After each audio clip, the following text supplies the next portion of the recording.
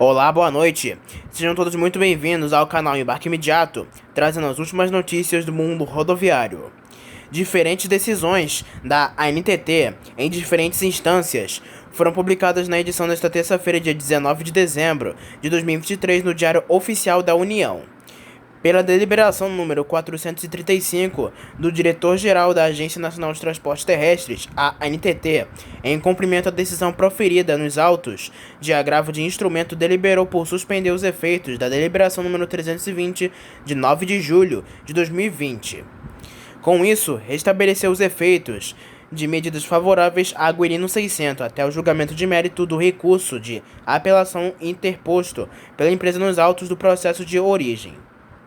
Com a deliberação, a diretoria colegiada determinou que os mercados da deliberação número 898, de 17 de setembro de 2019, publicada no DOU de 18 de setembro de 2019, em favor da Aguerino 600 Transportes S.A., devem ser reativados no sistema de gerenciamento de permissões. Os mercados reativados são os seguintes: de Água Clara para Bauru, Botucatu, Marília, Pompeia, Santos e São Paulo; de Brasilândia para Adamantina, Bauru, Botucatu, Dracena, Lucélia, Marília, Oswaldo Cruz, Pompeia, Santos, São Paulo e Tupã; de Campo Grande para Botucatu, Santos e, por último, de Três Lagoas para Botucatu, Marília, Pompeia e Santos. A deliberação entra em vigor imediatamente.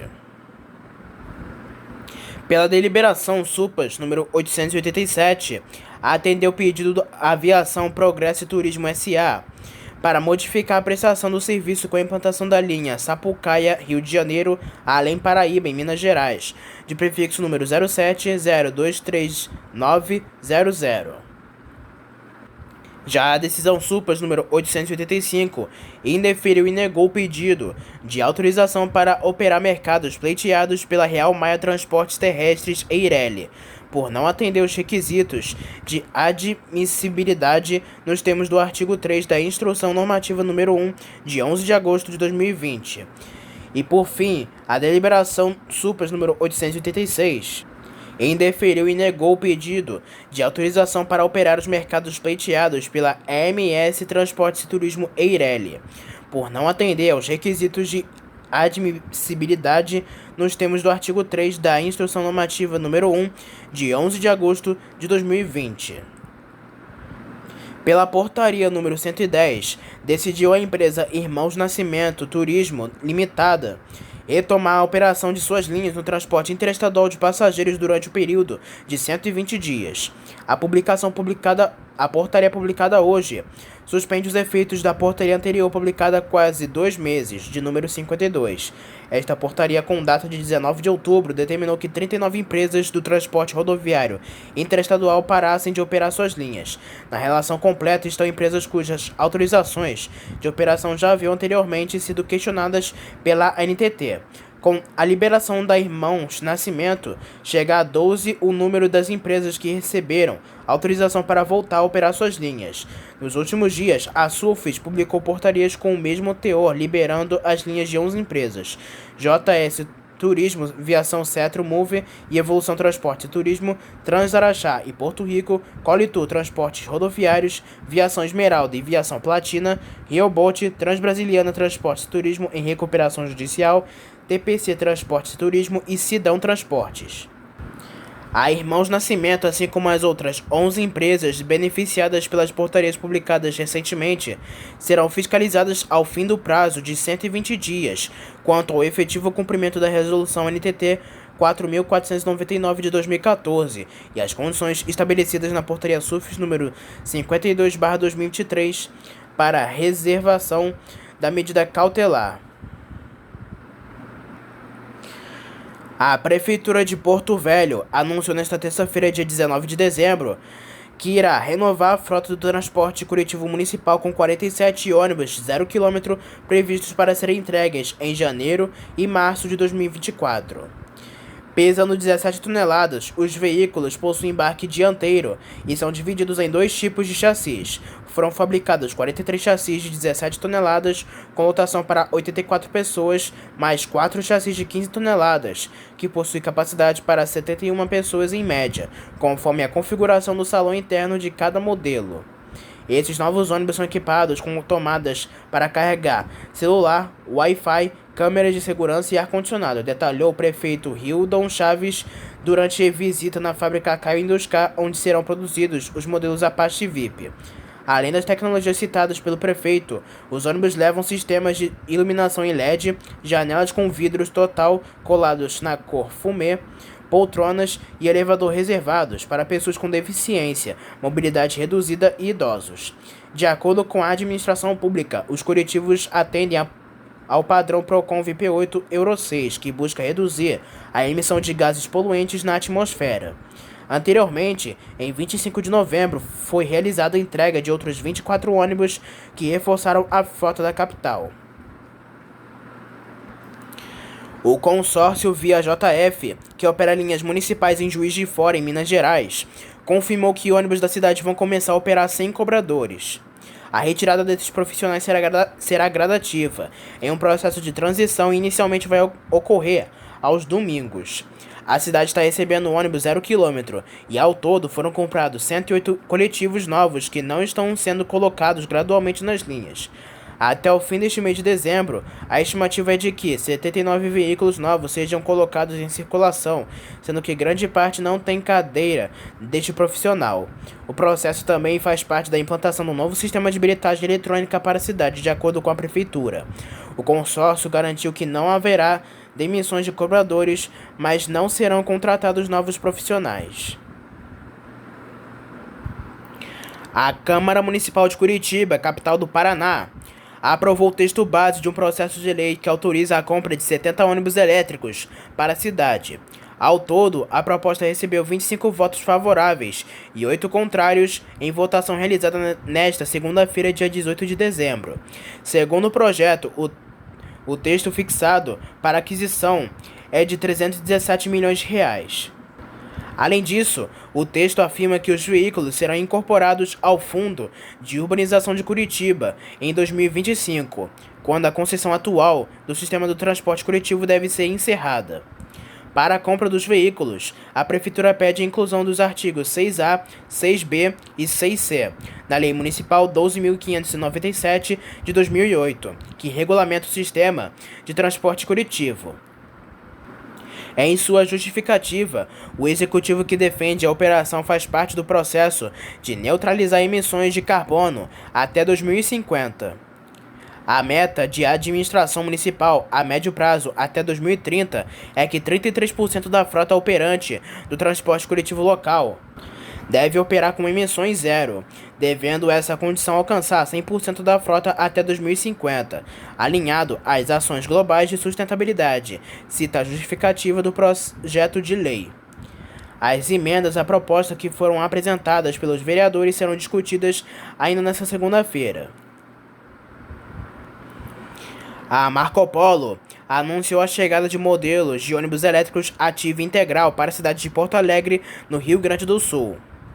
Ao todo, foram anunciados 8 veículos que circularão em rotas operadas pela Nortran e Viação Teresópolis Cavalhada. A previsão de entrega dos primeiros ônibus é de abril de 2024. A entrega consolida o trabalho da Marco Polo em oferecer ao mercado soluções mais sustentáveis.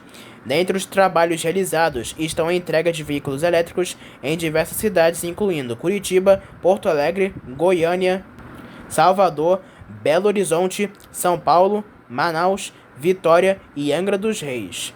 A multinacional também anunciou um investimento de R$ 50 milhões para a fabricação do modelo na planta de São Mateus, no Espírito Santo, o que amplia a capacidade produtiva da empresa.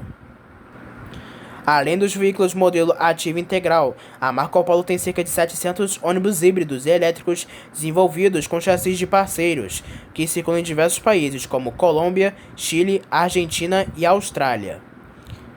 Essa é uma importante venda do ativo integral, mostra que estamos prontos para atender o mercado brasileiro como um todo, assim como companhias internacionais de acordo com as demandas e oportunidades, revela Ricardo Portolã, diretor de operações comerciais, mercado interno e marketing na Marco Polo.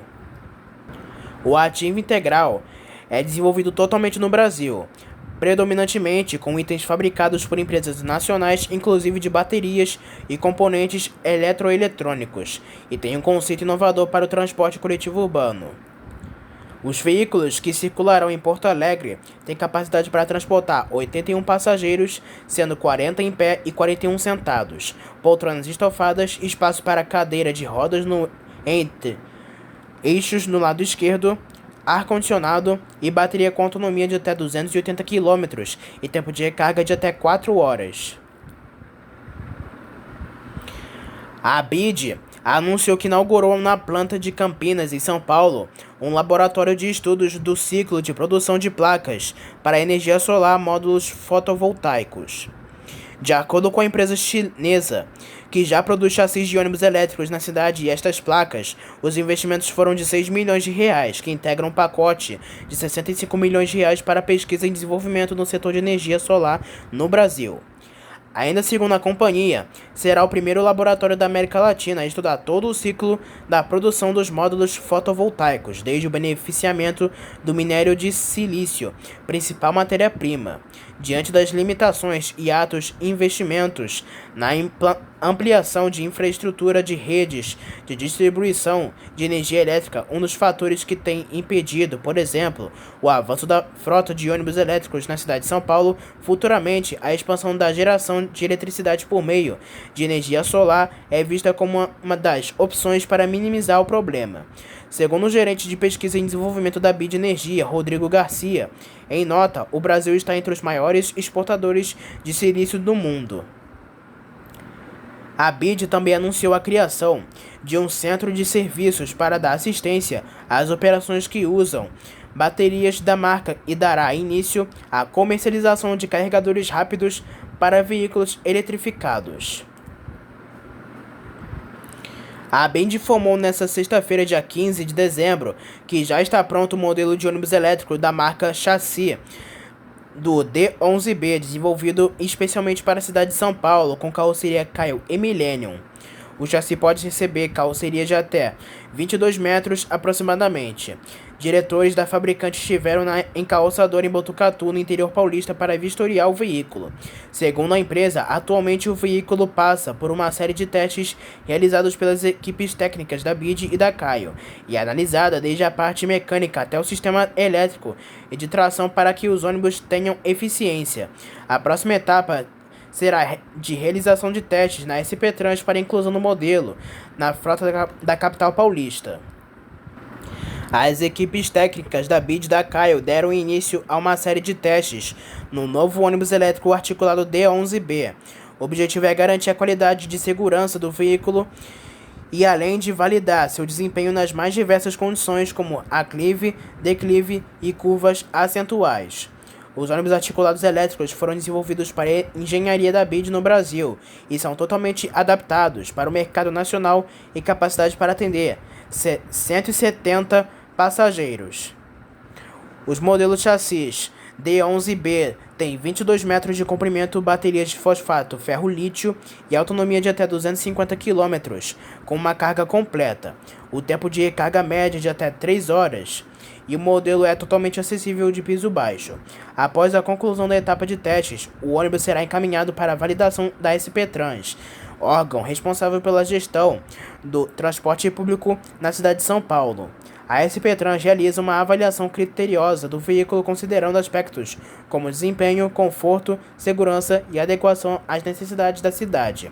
A parceria entre a BID e a Caio busca oferecer uma solução moderna, sustentável e eficiente para o transporte público da cidade de São Paulo.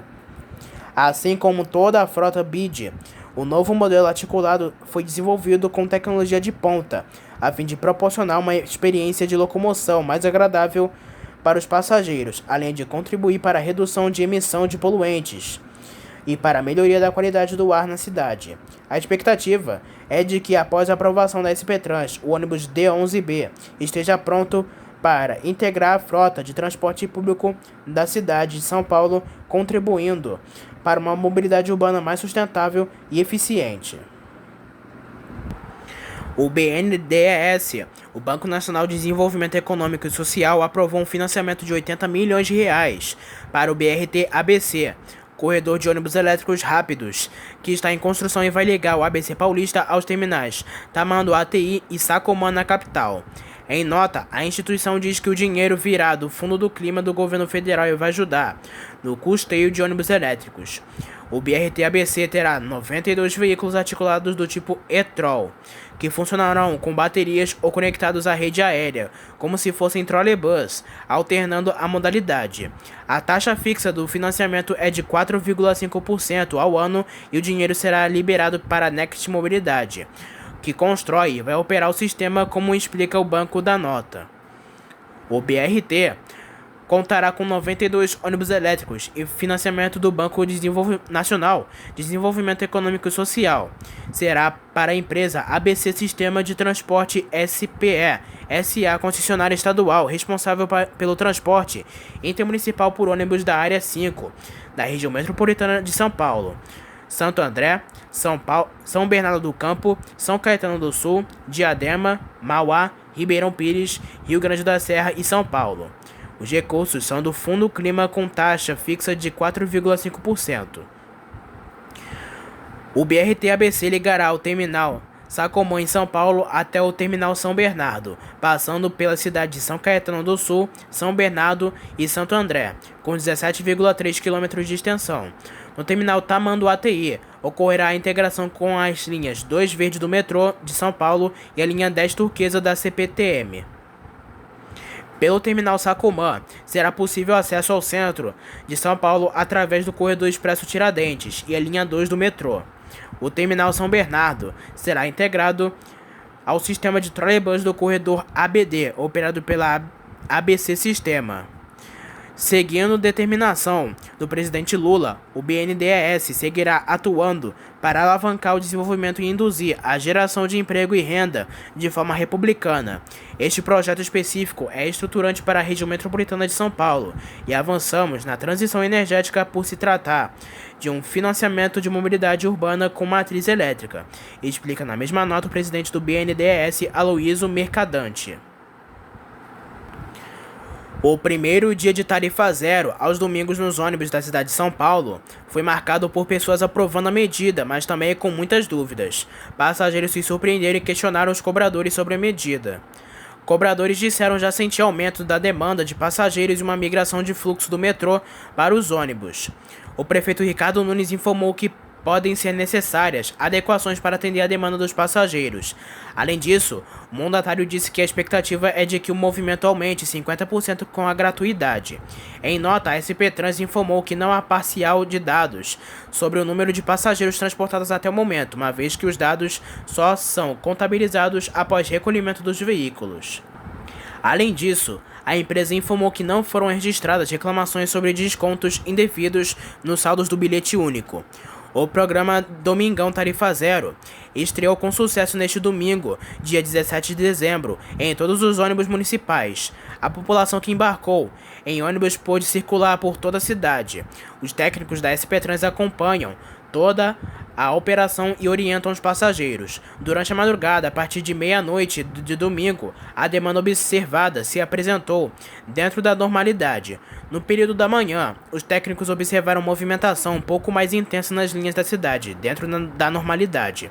A SP Trans informa que os dados de passageiros transportados nos ônibus da cidade ficam armazenados nos ônibus e são transmitidos quando os veículos são recolhidos às garagens para abastecimento, limpeza, manutenção e etc. Por esse motivo, não há parcial de passageiros transportados ao longo do dia em curso. O sistema de bilhetagem eletrônica funcionou dentro de programado, proporcionando que passageiro deixe seu registro pela catraca, informação fundamental para garantir o bom planejamento do sistema e realizar os ajustes necessários para os próximos domingos. Equipes da SP Trans e concessionárias seguem em campo e nos centros de monitoramento acompanhando a operação dos ônibus neste primeiro dia de gratuidade. O prefeito de São Paulo, Ricardo Nunes, usou ônibus pela segunda vez neste domingo, dia 17, quando começou a tarifa zero aos domingos para todos os passageiros dos coletivos municipais gerenciados pela SP Trans. Nunes se dirigiu para a Vila de Natal na linha 875A10, Aeroporto Perdizes, operada pela empresa Mob Brasil, uma das concessionárias da cidade.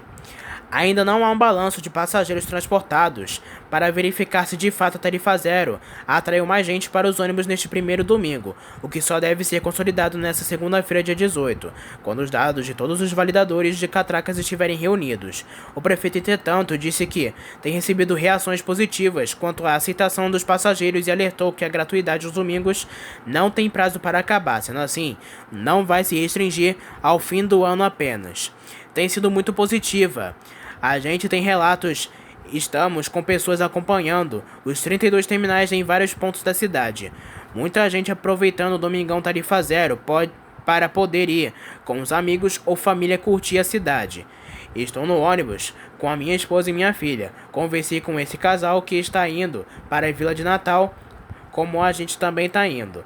Tem sido positivo. É muito importante que as pessoas possam ter essa oportunidade de ter o dia de lazer, conhecer a cidade e nos parques, poder ir aos espaços culturais e esportivos de São Paulo. Estou feliz de a gente conseguir ter implantado todos os domingos, aproveitando que tem fake news saindo aí, falando que só vai até o final. Não, todos os domingos, enquanto eu for prefeito, terão Domingão Tarifa Zero. Nunes voltou a defender que, por enquanto, até que não haja uma ocupação total dos ônibus, os custos de operação de transportes, em média, não vão subir aos domingos, mas admitiu que, de novo, e que o sistema de linhas municipais deixará de arrecadar em torno de 280 milhões de reais por ano em tarifas por causa deste tipo de gratuidade. Para o orçamento de 2024, a Câmara aprovou em primeira votação um valor de 500 milhões de reais, só para bancar a tarifa zero aos domingos, Natal, Ano Novo e aniversário da cidade, em 25 de janeiro. O dinheiro é a parte dos 5,1 bilhões de reais que devem ser reservados como verba para subsídios habituais neste ano. A conta deve se aproximar de 5,8 bilhões de reais.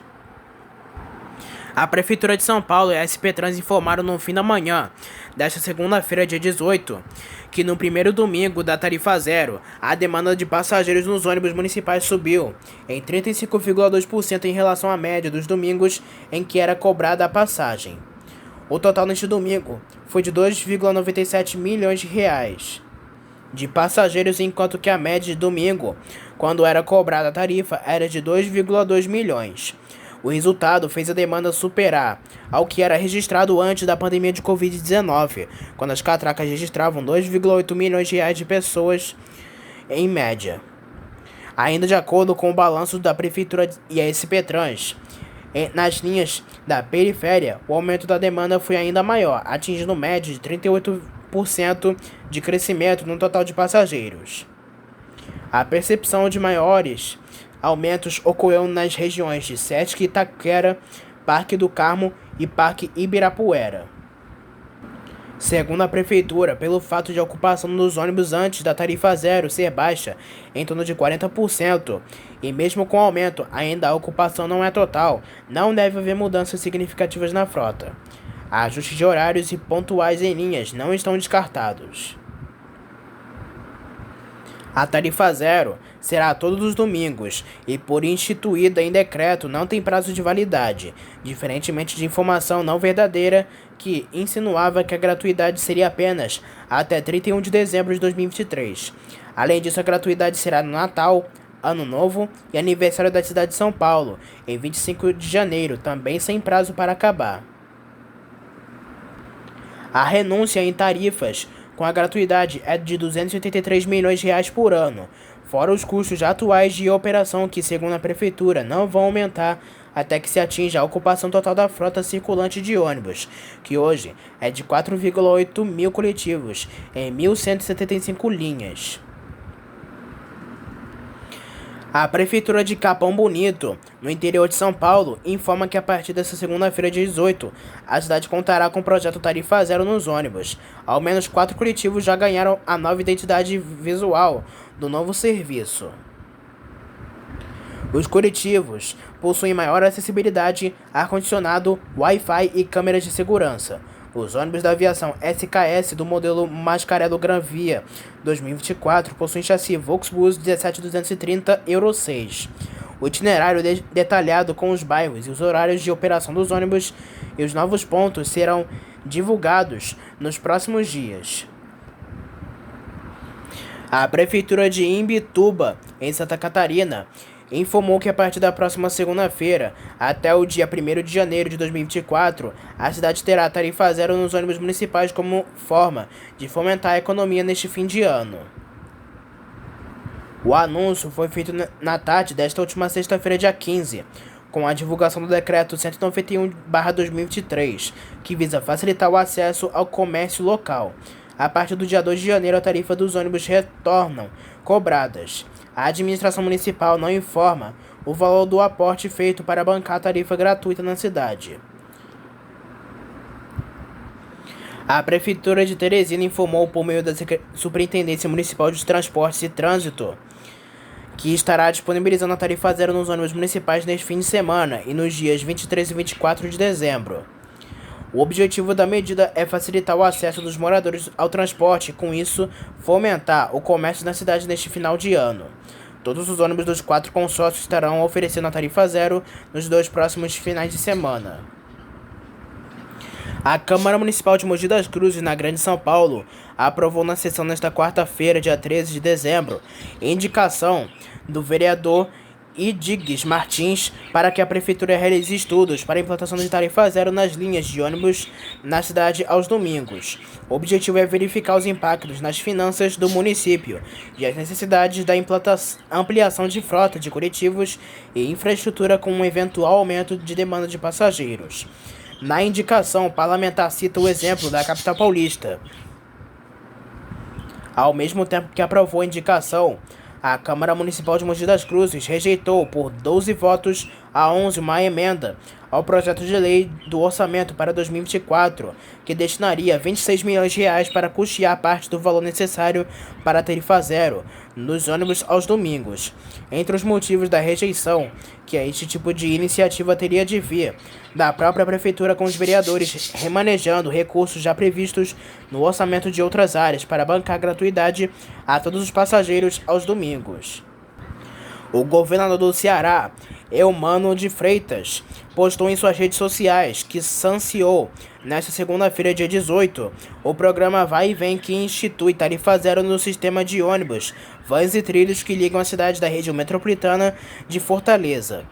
Nesta primeira fase, de acordo com o governador, serão beneficiados estudantes das redes pública e privada. Nas próximas fases, ainda sem previsão de importação, outros públicos devem ser atendidos. Além, de acordo com Eumano de Freitas, os primeiros cartões começarão a ser entregues na próxima quarta-feira, dia 20. E para ter acesso à gratuidade, o estudante precisa estar devidamente matriculado, comprovar que usa transporte coletivo entre diferentes cidades para ir às instituições de ensino e ainda ter carteira de estudante válida para macro-região. O programa assegura uma passagem de ida e uma de volta nos deslocamentos entre os municípios da RMF com destino a Fortaleza. A Prefeitura de Rio Branco, no Acre, anunciou que as passagens do transporte público nos últimos 3 domingos de 2023 serão gratuitas. E o anúncio foi feito nesta sexta-feira, dia 15 de dezembro, através da RBP Trans, da Secretaria Municipal de Transporte e Trânsito. Segundo a Prefeitura, através do programa Domingos da Dignidade, a passagem dos ônibus ficará gratuita nos dias 17, 24 e 31 de dezembro, das 8 da manhã às 11h59 da noite. O objetivo do projeto é possibilitar que as famílias possam usufruir da ornamentação natalina da Praça da Revolução. Além disso, a medida fomentará as atividades comerciais e econômicas no centro da capital acreana. Segundo o prefeito de Rio Branco, Tião Bocalon, o município irá custear a gratuidade das passagens para os cidadãos. A Prefeitura de São Sebastião, no litoral de São Paulo, reduziu o preço de passagem de ônibus de R$ 4,50 para R$ 2,00. Além disso, também foi anunciada a gratuidade aos domingos. As novidades foram publicadas em decreto na última quinta-feira, dia 14, mas só foram anunciadas pela Prefeitura no dia 15. A alteração no valor da tarifa representa uma queda de 55% no preço da passagem, e segundo o decreto, a integração continua valendo por 2 horas pelo valor de R$ 2,00, valendo para quem tem o bilhete eletrônico. Em períodos de alta temporada, que se estende de 22 de dezembro a 19 de fevereiro, o tempo de integração será de 4 horas. Por sua vez, a gratuidade nas catracas começará a valer a partir de 3h30 da manhã de todos os domingos. A Comissão Especial da Tarifa Zero da Câmara Municipal de Curitiba aprovou nesta segunda-feira, dia 18, por 5 votos a 3, relatório do vereador Bruno Pessutti, que concluiu que, em curto prazo, é inviável que a capital paranaense institua gratuidade total aos passageiros no sistema de ônibus, com o colapso do atual modelo de financiamento de transportes coletivos, baseado apenas em tarifas e subsídios complementares e com queda de demanda de passageiros durante a pandemia de Covid-19, o Brasil todo passou a discutir a tarifa zero como forma de garantir a continuação dos serviços e convencer as pessoas a deixar o carro em casa, o que melhoraria o trânsito e diminuiria a poluição. Mas no caso de Curitiba, o relatório mostrou que ainda nem aos domingos daria, em curto prazo, instituir a gratuidade total. As principais dúvidas estão não só em como financiar a tarifa zero, mas toda a estrutura necessária para o aumento do número de passageiros, como colocar mais ônibus nas ruas. A conclusão, no entanto, não exclui a possibilidade de a Prefeitura começar a realizar testes para uma implantação gradativa. A proposta faz parte de um parecer alternativo do vice-relator Dalton Borba, que teve o apoio dos 3 vereadores que votaram contra o texto aprovado. Entretanto, os parlamentares aprovaram a inclusão deste trecho do parecer de Borba no relatório de Pessutti. Uma das ideias é que os testes para o tarifa zero em Curitiba comecem pelas linhas alimentadoras ou de menor movimento. A gratuidade aos domingos também seria uma das possibilidades de testes, mesmo que gradativa. Além da inserção total do pagamento da passagem, o documento sugere a ampliação de medidas que possam resultar em redução da tarifa, como a extensão do bilhete único, de integração nos horários de pico, e remunerar as viações por serviços e quilômetros rodados e não por passageiro transportado, além de reunificar o sistema de transportes, novamente unindo a gestão da gestão municipal com a gestão metropolitana. O governo do Amapá vai garantir a mobilidade de mais de 1.000 famílias do conjunto habitacional Miracema, na zona norte do Macapá. 2 linhas de ônibus gratuitas estarão disponíveis e irão operar todos os dias das 6 da manhã às 11 da noite. As rotas possuem 2 trajetos, destino rodovia Duca Serra e BR-210. Com isso, os moradores do novo conjunto habitacional passam a ter opções para utilizar as linhas das zonas oeste e norte de Macapá. De acordo com o secretário de Transportes, Valdinei Amanajás, o transporte exclusivo conta com veículos para atender uma antiga solicitação dos moradores da região que passa a ter uma demanda ainda maior. Além disso, outra iniciativa adicional do governo do estado envolve a criação de um abrigo, permitindo que a população aguarde os ônibus que seguirão a rota. E a secretária de Habitação, Mônica Dias, destaca que essas medidas proporcionam às famílias o direito à mobilidade. Agora falamos sobre as últimas ocorrências do mundo rodoviário. Um ônibus transportando 44 passageiros tombou em Tocantins nesta segunda-feira, dia 18 de dezembro, e o acidente ocorreu na TO 335 entre Colinas e Couto Magalhães, deixando 14 feridos. O condutor relatou à polícia militar ter perdido o controle após ouvir um estrondo, resultando no tombamento em uma área de mata. O corpo de bombeiros, ao chegar no local, deparou-se com as vítimas acomodadas próximo à pista. Após a triagem dos feridos, os passageiros em estado grave foram encaminhados para o Hospital Municipal de Colinas. Os responsáveis pela empresa de ônibus transportaram os passageiros que não se feriram para a rodoviária da cidade. A rodovia foi sinalizada para evitar novos acidentes. De acordo com a Polícia Militar, o motorista do ônibus relatou que havia saído de Xinguara, no Pará, com destino Araguaína, no Tocantins, e perdeu o controle do veículo, resultando no acidente. Um acidente com um micro-ônibus na BR-251 em Unai, no interior de Minas, deixou uma passageira morta e 15 pessoas feridas neste domingo, dia 17. De acordo com a Polícia Militar, o motorista disse que perdeu o controle da direção depois que o pneu traseiro do micro-ônibus estourou e o veículo saiu da pista e capotou às margens da rodovia. Eles tinham saído de Riachinho, em Minas Gerais, para transportar um grupo de candidatos para uma prova de concurso em Unai. O acidente ocorreu quando eles retornavam para casa. O micro-ônibus pertence à prefeitura de Riachinho.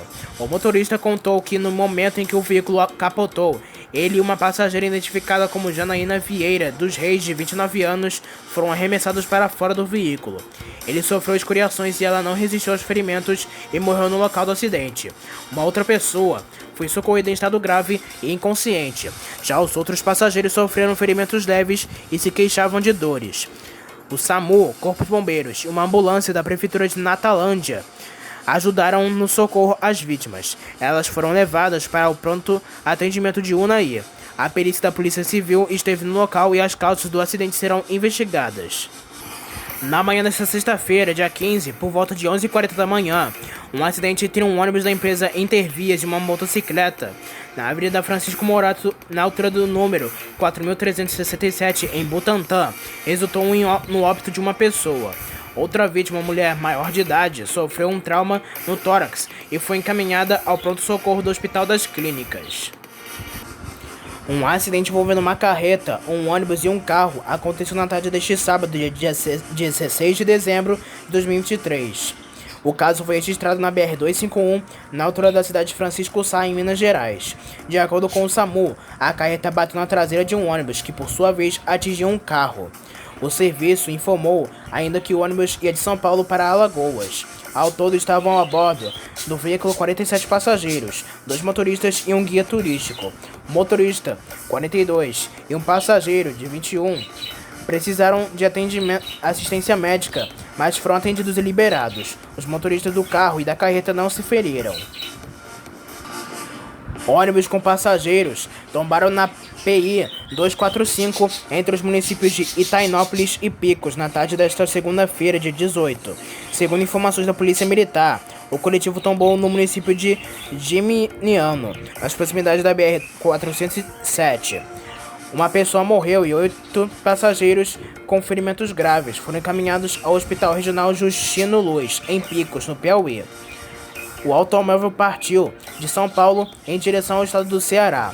Na ocasião do incidente, mais de 50 passageiros estavam a bordo quando o ônibus despencou em uma ribanceira localizada em uma área de difícil acesso para os socorristas. O indivíduo perdeu a vida no local. A equipe do Corpo de Bombeiros levou mais de 4 horas para efetuar o resgate das vítimas, e os passageiros feridos foram encaminhados para o Hospital Regional Justino Luz, em Picos. Um ônibus articulado da empresa City Transporte Urbano Intermodal Sorocaba acabou pegando fogo na noite desta última quinta-feira na Avenida Victor Andreus. O coletivo, que fazia a linha 303 Interbairros 3, segue com 20 passageiros no momento que o incêndio se iniciou. Não houveram feridos, e agentes do Corpo de Bombeiros e da Prefeitura de Sorocaba, assim como a da Polícia Militar, atenderam a ocorrência. Um acidente envolvendo um ônibus da Transportes Campo Grande e uma van deixou ao menos 13 pessoas feridas no início da tarde desta sexta-feira, dia 15, na Praça 1º de Maio, em Bangu, na zona oeste do Rio de Janeiro. De acordo com o Corpo de Bombeiros, os feridos acabaram encaminhados ao Hospital Municipal de Mulher Marisca Ribeiro, em Bangu. A Prefeitura do Rio informa por meio da Secretaria de Saúde que 4 pessoas apresentaram ferimentos graves. Esses feridos acabaram transferidos para os hospitais de emergência da rede municipal, com prioridade para os casos de maior gravidade. Um ônibus de uma empresa de turismo e fretamento acabou pegando fogo nesta sexta-feira, na altura do quilômetro 707 da BR-365 em Monte Alegre de Minas. Agentes do Corpo de Bombeiros de Minas Gerais acabaram acionados para a ocorrência, porém o coletivo está totalmente destruído. O veículo seguia sem passageiros e motorista, não apresentou ferimentos. A concessionária que administra o trecho informa que o fluxo de veículos seguiu totalmente lento nas proximidades do trevo de Monte Alegre de Minas. Uma colisão envolvendo um ônibus rodoviário e um caminhão acabou deixando 2 mortos e 18 feridos no fim da noite desta última sexta-feira, como informa o Comando Rodoviário da Brigada Militar. De acordo com a corporação, o acidente ocorreu por volta de 11h30 da noite, na altura do quilômetro 21 da RS 210, em São Martinho, no noroeste do Rio Grande do Sul. Ainda segundo a Brigada Militar, o caminhão teria invadido a pista contrária e colidido contra um ônibus de turismo. Entre os mortos estão os 2 motoristas do caminhão e do coletivo. A identidade das vítimas não foi revelada. Agentes do SAMU atenderam a ocorrência e os feridos acabaram encaminhados para hospitais da região. O ônibus seguia com funcionários de uma cooperativa de crédito que se dirigiam para uma confraternização de fim de ano em Venâncio Aires. O motorista da aviação Garcia, José Roberto Rosa, de 45 anos, acabou morrendo na manhã desta sexta-feira após seguir internado em estado grave na UTI no Hospital Norte do Paraná, depois do acidente com um ônibus que bateu na traseira de um caminhão, deixando 16 feridos. A informação foi confirmada pelo Hospital Norte do Paraná e recebida pela empresa e familiares com perda e tristeza. A aviação Garcia informa que lamenta a morte do seu colaborador. E de acordo com o Corpo de Bombeiros do Paraná, a colisão ocorreu na noite desta última segunda-feira, dia 11, no norte do Paraná. Agentes do Serviço Integrado de Atendimento ao Trauma e Emergência do SAMU atenderam a ocorrência. O ônibus fazia a linha de Foz do Iguaçu a Campinas, quando o motorista bateu na traseira do caminhão que seguia no sentido Arapongas. Um ônibus urbano da empresa Giri Transportes acabou pegando fogo no início da tarde deste sábado, na rodovia Washington Luiz, a BR-040. De acordo com a Polícia Rodoviária Federal, a ocorrência se deu no sentido Rio, próximo ao Batalhão de Fuzileiro Naval, em Duque de Caxias, na Baixada Fluminense. O coletivo antes operava a linha municipal do Rio de Janeiro, 920 Bom Sucesso Pavuna. Não há informações sobre feridos. Também no Rio de Janeiro, um ônibus da empresa Transgiro Turismo acabou entalado na passarela de acesso ao aterro do Flamengo, na altura do Outeiro da Glória, na tarde deste sábado, chamando a atenção de quem passava pela região. A parte superior do coletivo acabou danificada com um acidente. Este não é o primeiro acidente desse tipo na região. Alguns outros coletivos de 2 andares também já ficaram entalados ao passar pelo local. Agentes da SET Rio acabaram acionados para a ocorrência e não houveram informações sobre feridos. Um ônibus urbano acabou invadindo uma residência na tarde deste sábado na rua Antônio Ferreira Pinto Júnior, no distrito de Rialto, em Barra Mansa, no sul fluminense. De acordo com a prefeitura de Barra Mansa, o motorista perdeu o controle da direção e colidiu contra um muro da residência. Não houveram feridos. Agentes da Guarda Municipal foram acionados para isolar a área e garantir a fluidez no trânsito da localidade. Um representante da empresa de ônibus deverá estar no imóvel atingido nesta segunda-feira para analisar os danos. Um ônibus rodoviário que fazia viagem clandestina acabou tombando na madrugada desta segunda-feira, na BR-135, no município Bom Jesus, no sul do Piauí, como informa a PRF. De acordo com a corporação, o ônibus seguia no sentido Santa Luz, acabou saindo da pista após o motorista dormir e invadir a contramão. Ao invadir a pista contrária, o coletivo acabou saindo da rodovia e tombando em seguida e batendo contra um poste. Ao menos 2 passageiros apresentaram ferimentos leves e outros 26 com lesões leves. Todos os feridos foram encaminhados para uma unidade de pronto atendimento em Bom Jesus. Não foram divulgadas mais informações sobre o estado de saúde das vítimas. A empresa Road Rotas, que opera um dos trechos mais concorridos atualmente, no caso da linha São Paulo-Goiânia, está apostando alto no aluguel de ônibus agregados para atender a alta demanda de clientes neste fim de ano. São diversos ônibus modernos Double Decker que estavam utilizados em empresas de turismo como forma de proporcionar mais conforto aos clientes. Muitos desses coletivos já estão em operação no trecho e entre outras rotas. O número de ônibus agregados para as linhas neste fim de ano e a temporada de janeiro e fevereiro não foram informados. A aviação Águia Branca do Espírito Santo teve negado mais um recurso pela Justiça contra a Nova Itapemirim Suzantur, companhia do ABC Paulista. Desta vez, a briga entre as duas companhias é sobre um guichê de vendas de passagens no terminal rodoviário do Tietê, na zona norte da capital paulista. A decisão do presidente da Seção de Direito Privado do Tribunal de Justiça de São Paulo, Arthur César Beretta da Silveira, é de 13 de dezembro de 2023 e foi publicada nesta segunda-feira, dia 18. Na decisão, a Águia Branca ainda levou uma advertência. Isso porque a empresa capixaba entrou com um recurso especial contra a decisão anterior que já havia negado a devolução para a Águia Branca do guichê, que passou a ser usado novamente para as linhas correspondentes à operação da Itapemirim. O recurso especial foi inadmitido. No despacho, Beretta diz que a decisão que determinou a Nova Itapemirim Suzantur que permanecesse no guichê foi baseada em provas e que nem adianta a Águia Branca entrar com embargo de declaração para tentar reverter o teor do que já foi decidido. Alerto que esta presidência não conhecerá de eventuais embargos declaratórios opostos contra o presente decisão. Isto porque o Superior Tribunal de Justiça já consagrou entendimento no sentido de que os embargos de declaração opostos contra a decisão de inadmissão de recurso especial não têm o condão de interromper ou suspender o prazo recursal, uma vez que o único recurso cabível contra tal despacho é o agravo em recurso especial. O Grupo Itapemirim, que incluiu empresas como Viação Itapemirim e Viação Caiçara, teve falência decretada pela Justiça de São Paulo em 21 de setembro de 2022. Na mesma decisão da falência, a Justiça autorizou a Suzantur, que criou a Nova Itapemirim, a operar as linhas que eram de responsabilidade das empresas do Grupo Itapemirim e também as estruturas, o que inclui guichês.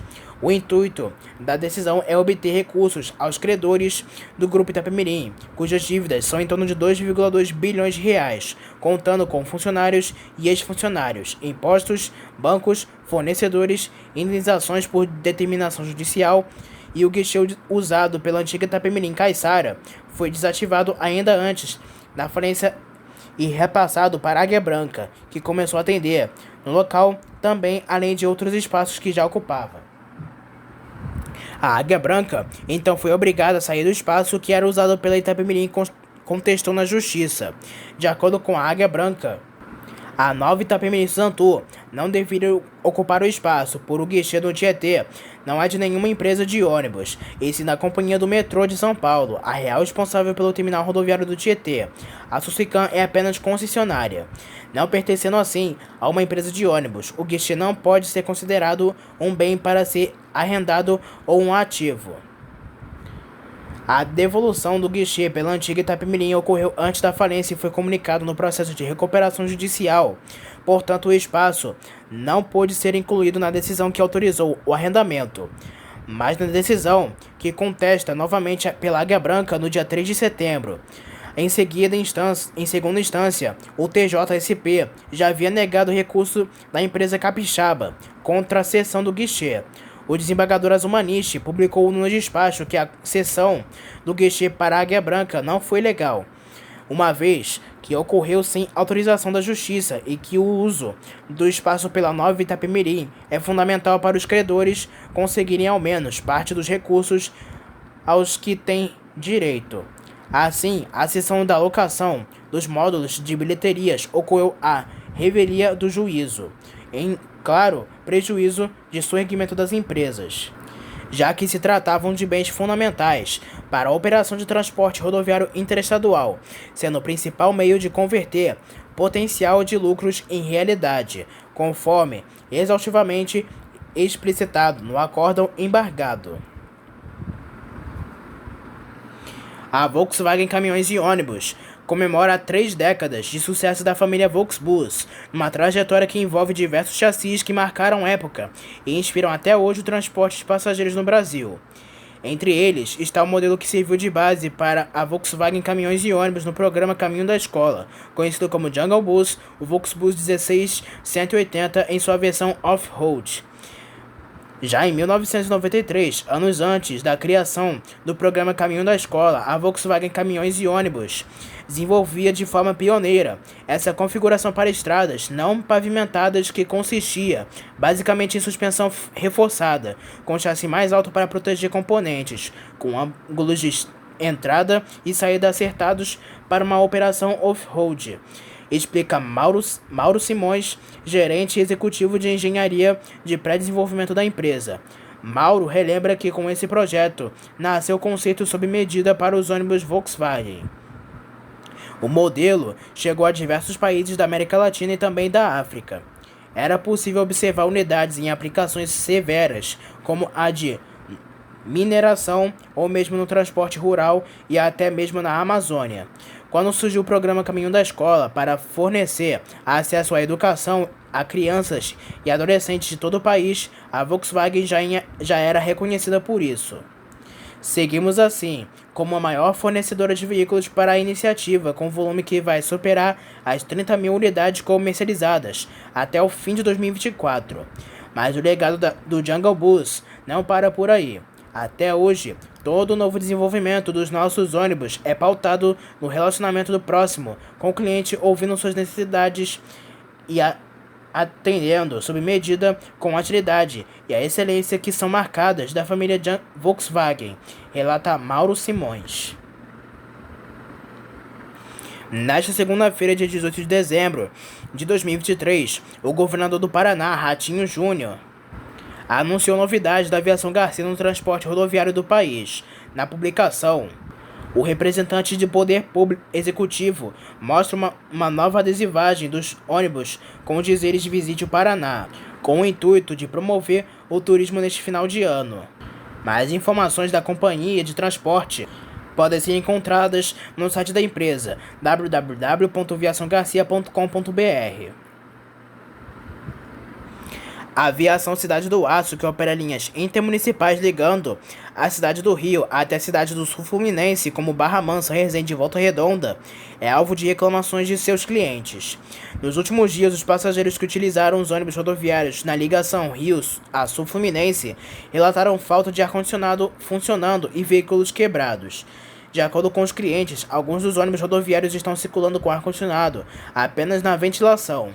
A falta de conforto por estarem sem ar-condicionado funcionando passou a gerar reclamações em redes sociais e em grupos de mensagens para o aplicativo. As denúncias estão publicadas no jornal A Voz das Cidades através de clientes da empresa bastante insatisfeitos. Para realizar sua denúncia, o Detro mantém o canal da ouvidoria no site www.detro.rj.gov.br ou pelo telefone 21 38 83 41 41. Outra empresa, também aqui do Rio, dessa vez a empresa Maravilha Auto Ônibus, responsável pelo transporte municipal de Itaboraí, e que entrou na justiça para proibir a circulação dos ônibus do projeto Tarifa Zero, segue sendo alvo de reclamações diárias da cidade. Os moradores passaram a denunciar o descaso na operação da empresa, mostrando os poucos ônibus em operação, bem como os ônibus quebrados na cidade. A batalha judicial entre a empresa de ônibus Maravilha Auto Ônibus e a prefeitura de Itaboraí parece estar longe de terminar. A empresa de ônibus conseguiu na justiça uma liminar que impede os ônibus do projeto Tarifa Zero de circular na cidade. De acordo com a prefeitura de Itaboraí, na região metropolitana do Rio, desde a última terça-feira, dia 12, os ônibus seguem parados na cidade. A administração municipal afirma que irá recorrer na decisão para garantir que o serviço Tarifa Zero continue sendo prestado para a população. A liminar já havia sido negada em primeiro grau anteriormente. A ação foi impetrada pela Maravilha Auto Ônibus. Nesta última quinta-feira, dia 14, o governador de São Paulo, Tarcísio de Freitas, informou durante uma coletiva de imprensa que a tarifa dos ônibus intermunicipais da MTU será reajustada a partir do dia 1º de janeiro de 2024. De acordo com o governador, o reajuste será 13,6% maior em cada linha gerenciada pela empresa. A linha 555 Guarulhos-Cocaixa-São Paulo metrô Armênia, que atualmente custa R$ 6,25, passará a ser de R$ 7,10. Já a linha 287 Santo André Terminal Metropolitano a Terminal Diadema, que atualmente custa R$ 5,10, passará a custar R$ 5,79.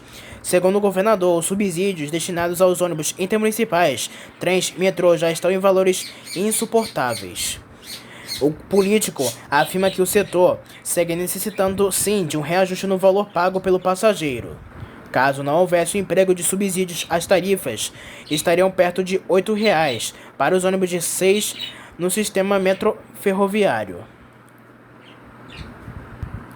A empresa Transportes Blanco estará assumindo a partir desta terça-feira, dia 19, duas novas linhas intermunicipais, a Japeri-Pavuna e a Japeri-Seropédica, aumentando a mobilidade aos moradores da região de Japeri na Baixada Fluminense.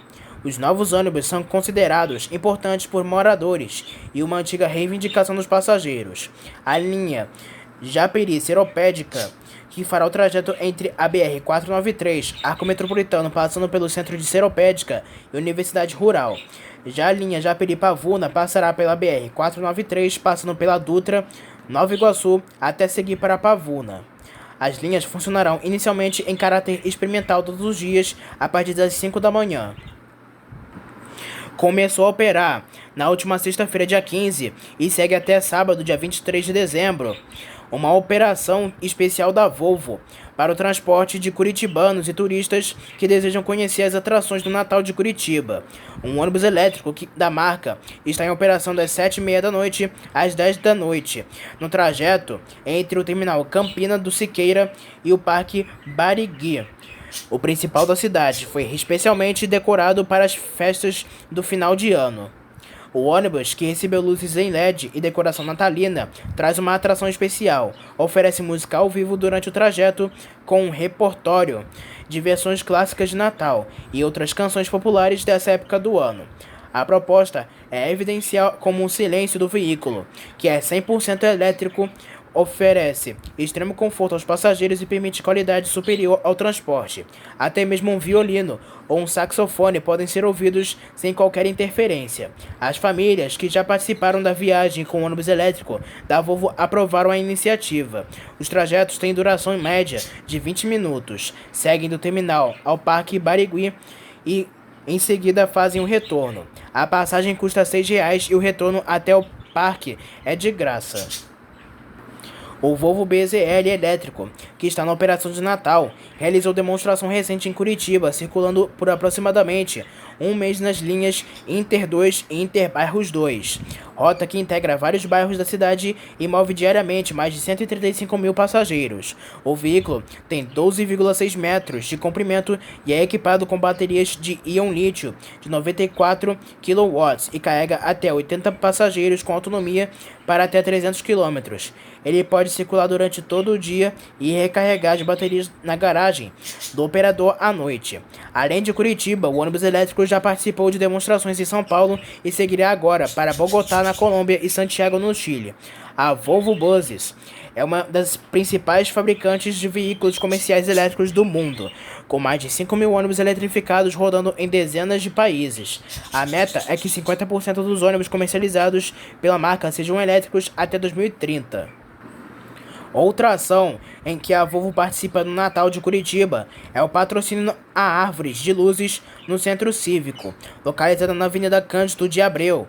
Na rotatória, em frente à Prefeitura Municipal, a árvore da Volvo tem mais de 51 mil microlâmpadas em LED e 18 metros de altura. A atração poderá ser visitada até o dia 7 de janeiro de 2024. Neste último sábado, dia 16, às 6 da tarde, aconteceu a primeira carreata de ônibus iluminado do Alto Tietê. A iniciativa é promovida pela Radial Transportes em parceria com as empresas Alto Tietê Transportes e Expresso Planalto, que também operam o transporte público na região. O gestor de operações da Radial, Wellington Vidal, ressalta que a carreata iluminada visa criar momentos de alegria e confraternização neste período festivo. A carreata sairá de Mogi das Cruzes, próximo à Avenida Francisco Rodrigues Filho. O percurso atenderá as principais vias de Mogi das Cruzes, Suzano, Itacoaquecetuba, Poá e Ferraz de Vasconcelos. 2 ônibus decorados para o Natal que estão circulando pela cidade de Fortaleza, no Ceará, se unirão à Caravana Coral da Luz neste último domingo, dia 17 de dezembro. A caravana é coordenada pela Câmara dos Dirigentes Lojistas, que percorre diversos pontos da cidade. A campanha Ônibus Iluminado é realizada anualmente pelo Sindicato das Empresas de Transporte de Passageiros do Estado do Ceará. Nela, os veículos recebem adornos para decoração interna e externa, além de tocarem músicas natalinas e terem os motoristas caracterizados como Papai Noel. Os veículos seguirão em circulação nas linhas regulares até o dia 31 de dezembro. A iniciativa tem como objetivo propagar o espírito renovador e esperançoso do Natal. Além disso, o Sindônibus é encarregado de transportar mais de 80 crianças para participar do Coral Natal de Luz 2023, que acontece entre os dias 17 e 23 de dezembro, às 6 da tarde, no Hotel Excelsior. A rodoviária da cidade de Curitiba, capital do Paraná, prevê 84 mil embarques para o Natal, representando um aumento de 10 em relação ao ano de 2022. Na ocasião, foram registrados 76.214 passageiros no mesmo período. Segundo a Urbis, o fluxo de embarque no terminal deve crescer a partir deste domingo, dia 17, com o pico estando concentrado nos dias 21, 22 e 23 de dezembro, com mais de 40 mil passageiros. Ao todo, 2.690 ônibus deverão deixar a capital paranaense entre os dias 17 e 23 de dezembro. O principal destino dos passageiros é o interior do Paraná, representando 45% dos embarques. Santa Catarina com 18%, Litoral do Paraná com 15% e São Paulo com 12% vem na sequência. Para o ano novo, a Urbis espera que 90 mil pessoas deixem Curitiba de ônibus entre os dias 25 e 31 de dezembro, com aumento de 4% em relação a 2022, quando foram registrados 86.715 passageiros. Mais de 2,7 mil ônibus devem deixar a capital. O maior movimento deve estar concentrado no dia 29 de dezembro, quando são esperados 19 mil embarques. Ao contrário do Natal, o litoral paranaense é o destino mais procurado, representando 40% das viagens, sendo seguido por Santa Catarina com 22% e interior do Paraná com 18%. De acordo com a Urbis, haverá reforço para o atendimento durante o período, e as linhas de ônibus que dão acesso ao terminal terão veículos de reserva à disposição de fiscalização em caso de necessidade. O alto movimento trazido pelas festas de fim de ano fez com que as empresas que operam linhas na rodoviária de Santos abrissem 67 ônibus extras para o período entre os dias 14 e 25 de dezembro. A cidade de São Paulo é o destino mais procurado até o momento. A tendência, segundo a Prefeitura de Santos, é de que a procura aumente nos próximos dias. No período do Natal de 2022, entre os 22 e 26 de dezembro, ocorrerão 1.129 partidas com embarque total de 22.511 passageiros. Na ocasião, o pico de movimento acontece no dia 23 com 5.555 embarques. A Sete Santos, que administra a rodoviária, intensificou a operação, especialmente a fiscalização dos veículos. A recomendação é de que as passagens sejam compradas com até 3 dias de antecedência. Confira as dicas da Prefeitura de Santos. Chegar 30 minutos antes do horário da partida, não esquecer documentos pessoais originais, viagem com crianças menores de até 16 anos, somente acompanhadas por um responsável maior de 18 anos, com documentos que comprovem o grau de parentesco. No caso de viajar, desacompanhado deverá aportar autorização judicial. E estar atento à circulação das crianças, não se afastar de bagagens ou pertences e, ao embarcar no ônibus, afivelar o cinto de segurança individual. E para fechar, em meio às festas de fim de ano, o movimento das estradas e a procura por turismo rodoviário vem aumentando. Com isso, a rodoviária do Rio de Janeiro deverá receber mais de 640 mil pessoas entre os dias 21 de dezembro e 2 de janeiro. Segundo a administração da rodoviária, 322.650 passageiros irão embarcar no local, enquanto outros 321.400 embarcarão. Com isso, o total de passageiros que passarão pelas instalações da rodoviária deve ser 644.745. Para atender o alto volume de passageiros, são esperados mais de 20 mil ônibus no local disponibilizados por 41 aviações. A maior parte dos passageiros que deixará a capital carioca para o Natal deve embarcar na sexta-feira, dia 22 de dezembro, indo em direção às cidades de curta distância dentro do estado do Rio de Janeiro e em estados vizinhos, como São Paulo, Minas Gerais e Espírito Santo. Para a sexta, são esperados mais de 38.300 pessoas. O sábado, dia 23 de dezembro, será o dia com o maior número de passageiros embarcando no terminal, com 36,3 mil desembarques. A rodoviária informou ainda que há passagens disponíveis, mas recomenda que os interessados comprem os bilhetes com antecedência. Então essas foram as últimas notícias, informações e ocorrências do mundo rodoviário. Não se esqueça que em breve traremos mais notícias e informações somente aqui para você. Espero que tenham gostado do vídeo, uma boa noite para todos e até a próxima.